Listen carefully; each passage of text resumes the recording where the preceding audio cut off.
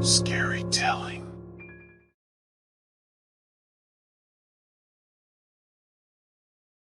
The sun was shining brightly as we began our hike into the mountains. Our group consisted of 6 people, all of whom were avid hikers and outdoor enthusiasts.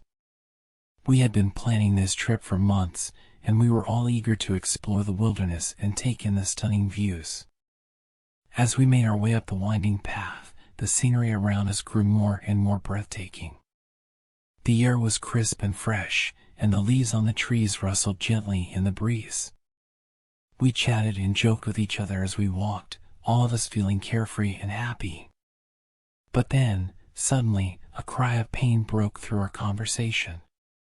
It was Franklin, one of our group members. We all rushed over to him to see what was wrong. His leg was twisted at an angle, and we could see that there was a large gash on his shin.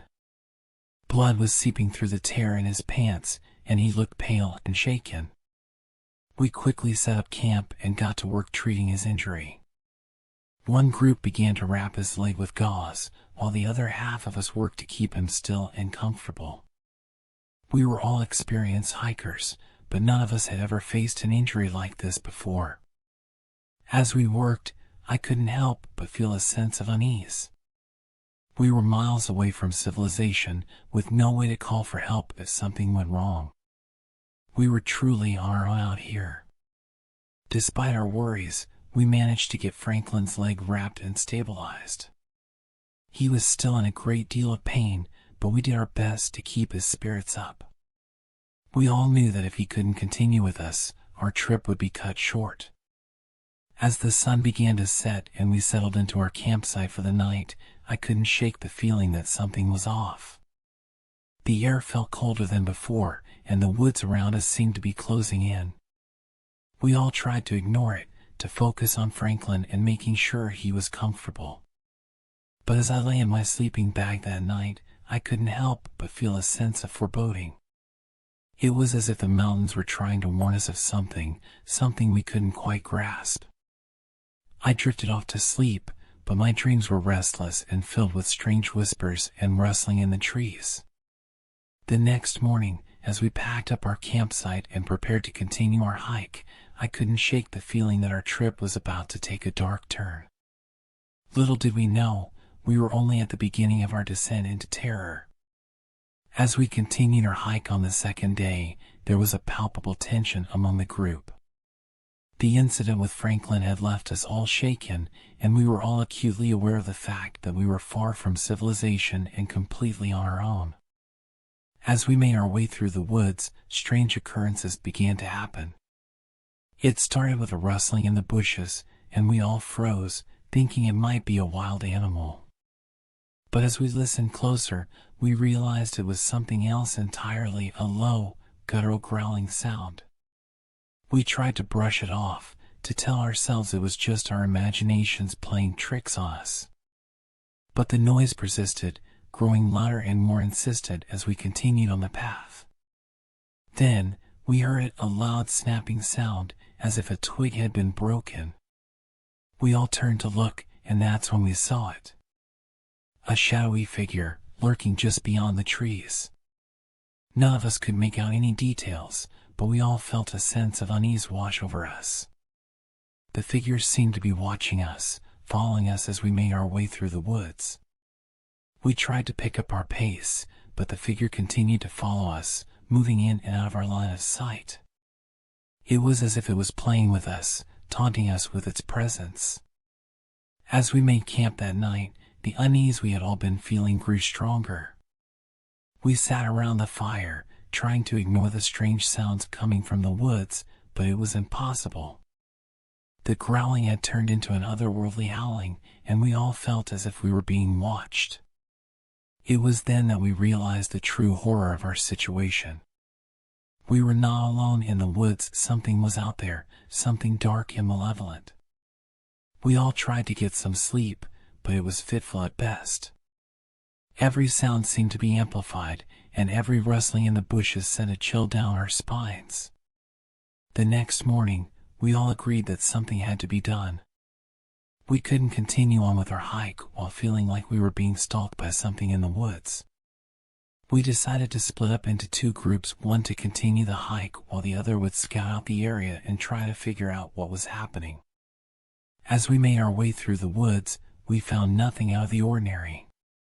But the feeling of being watched never left us, and we all knew that something was still out there. As the day wore on, the strange occurrences continued. Objects moved on their own, and strange noises echoed through the woods. We all felt as if we were going insane, and tensions among the group began to rise.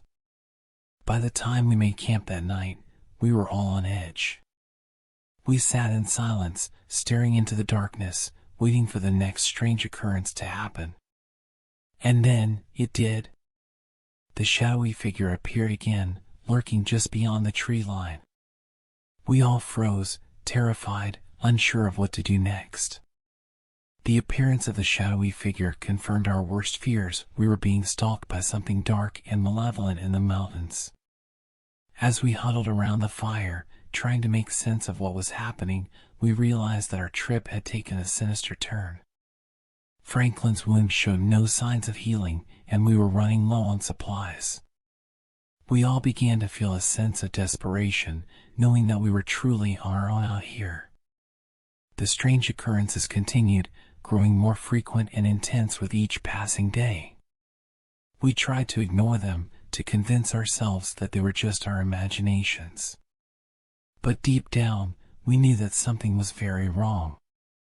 As the days wore on, tensions among the group began to rise. We turned on each other, blaming one another for the strange occurrences and the fact that we were stranded in the mountains with no way out.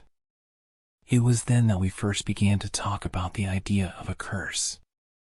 It seemed like a ridiculous notion at first, but as we considered the strange occurrences and the shadowy figure that continued to stalk us, we couldn't help but wonder if there was some supernatural force at work. We tried to come up with a plan to figure out a way to escape the curse of the mountains. But as each day passed, our situation grew more dire. One evening, as we sat around the fire, the shadowy figure appeared again, this time more aggressive and threatening than ever before. We tried to defend ourselves, but it was no use. The figure was too strong, too fast. One or more of our group was injured or killed in the attack. We realized that we had to get out of the mountains as soon as possible, or we would all suffer the same fate. We made the decision to flee, to try to find our way back to civilization before it was too late. But the mountains seemed to have other plans. As we made our way through the woods, we found ourselves lost, wandering aimlessly through the trees. The shadowy figure continued to stalk us, always just out of sight. We began to feel as if we were trapped in a nightmare, unable to wake up or escape. The curse of the mountains had taken hold, and we were powerless to stop it. As we stumbled through the woods, our supplies dwindling and our spirits broken, we realized that we had made a grave mistake in coming here. We had underestimated the power of the mountains, and now we were paying the price. The curse had taken hold, and it seemed as if there was no way to break free from its grasp. We were alone, lost, and afraid, with no hope of escape. The curse of the mountains had taken hold, and there seemed to be no escape. We were lost, alone, and constantly haunted by the shadowy figure that seemed to lurk in every corner of the woods. As we stumbled through the trees, our supplies running dangerously low, the attacks grew more frequent and more brutal. One or more members of our group were injured or killed by the figure, and we were all forced to flee for our lives. The woods seemed to close in around us, trapping us in a never-ending nightmare. The shadows seemed to take on a life of their own, moving and shifting in ways that made no sense. We tried to defend ourselves, but it was no use.